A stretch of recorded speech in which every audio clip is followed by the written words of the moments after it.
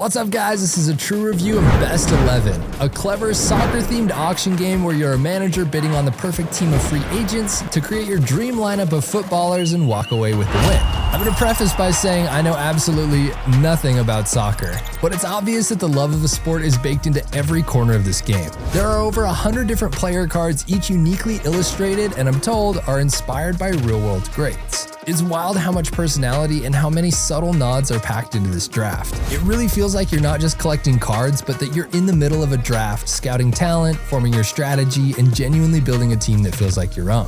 The auction vibe mirrors real sports drafts in a way that's easy to get into, even if you've never followed one before. I will say that the referee whistle does feel a little gimmicky, and placing new players into your formation mid-game does slow things down a touch, but overall it really nails the sports manager fantasy better than most games I've seen. And if you like this style of gameplay, Best 11 is absolutely the kind of game you'll want to run back.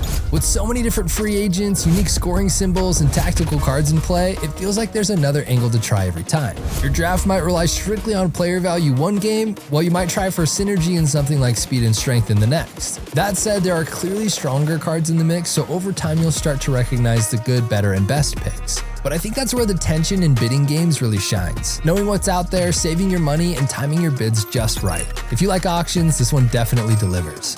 Now let's talk about learning the game. The core mechanics are straightforward with secret bids, card reveals, and winner takes the player. But the rulebook does complicate things a bit more than necessary. It's one of those games where the gameplay feels much lighter than the amount of energy and focus it takes to read through all of the rules and nuance. Plus, the reference cards are missing some of the most crucial info like scoring symbols, which means you're digging to find the score pad during the game to check what anything's worth. That's definitely a miss for me, but if these were addressed before its final printing, my score would definitely go up quite a bit. That being said, once you get rolling, the game is a blast. Like I said earlier, there's something super satisfying about curating the perfect team and watching your vision come together while just praying it works out the way you want it to. Everyone at our table had their own strategy, but there was enough overlap in goals that bidding got heated and exciting. And that final scoring moment, when you realize you either crushed it or barely missed the mark, is exactly the kind of energy I want at a game like this. While I definitely don't have a lot of auction or bidding titles in my collection, I think that this is one of the best auction games I've played.